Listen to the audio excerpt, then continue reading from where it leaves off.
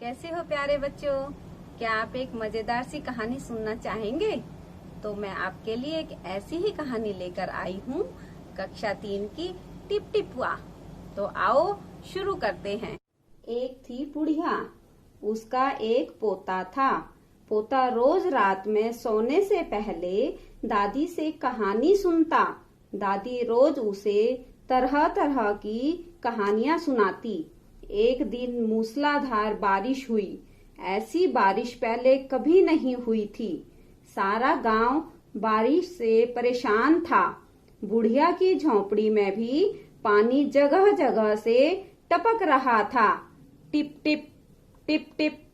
इस बात से बेखबर पोता दादी की गोद में लेटा कहानी सुनने के लिए मचल रहा था। बुढ़िया खींच कर बोली, अरे बचुआ, का कहानी सुनाए? ई टिप टिपुआ से जान बचे तब ना। पोता उठकर बैठ गया। उसने पूछा, दादी, ये टिप टिपुआ कौन है? टिप टिपुआ क्या शेर बाघ से भी बड़ा होता है? दादी छत से टपकते हुए पानी की तरफ देखकर बोली, हाँ बचवा, ना शेरवा के डर, ना बघवा के डर, डर तो डर टिप टिपुआ के डर। संयोग से मुसीबत का मारा एक बाघ बारिश से बचने के लिए झोंपड़ी के पीछे बैठा था। बेचारा बाघ बारिश से घबराया हुआ था। बुढ़िया की बात सुनते ही वह और डर गया। अब यह टिप टिपुआ कौन सी बला है? जरूर यह कोई बड़ा जानवर है, तभी तो बुढ़िया शेर बाघ से ज्यादा टिप टिपुआ से डरती है।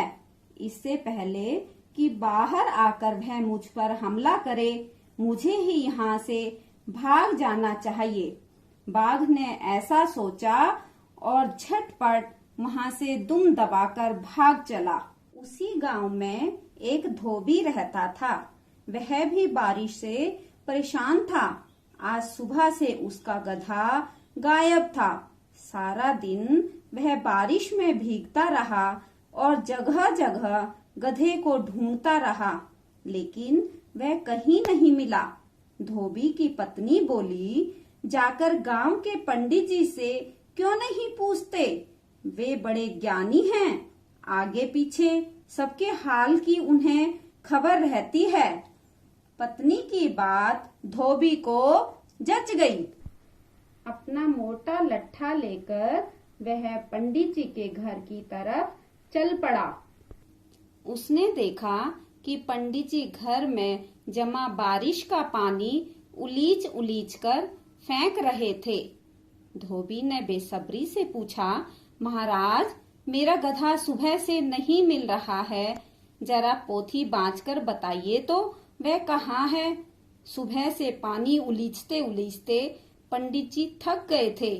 धोबी की बात सुनी तो झुंझला पड़े और बोले, मेरी पोथी में तेरे गधे का पता ठिकाना लिखा है क्या, जो आ गया पूछने?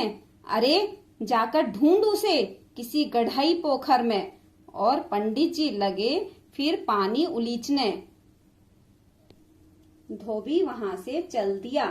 चलते चलते वह एक तालाब के पास पहुंचा।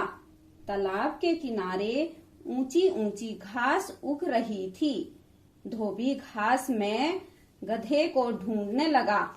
किस्मत का मारा बेचारा बाघ टिप टिपुआ के डर से वहीं घास में छिपा बैठा था।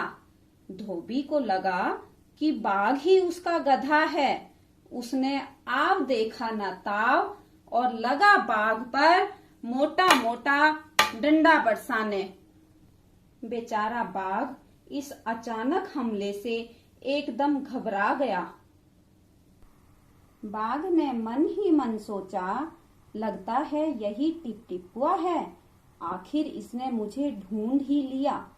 अब अपनी जान बचानी है तो यह जो कहे चुपचाप करते जाओ। आज तूने बहुत परेशान किया है, मार मार कर मैं तेरा कचूमर निकाल दूंगा। ऐसा कहकर धोबी ने बाघ का कान पकड़ा और उसे खींचता हुआ घर की तरफ चल दिया। बाघ बिना चूं चपड़ किए भीगी बिल्ली बना धोबी के पीछे पीछे चल दिया। घर पहुंचकर धोबी ने बाघ को खूंटे से बांध दिया और सो गया। सुबह जब गांव वालों ने धोबी के घर के बाहर खूंटे से एक बाघ को बंधे देखा तो उनकी आंखें खुली की खुली रह गई।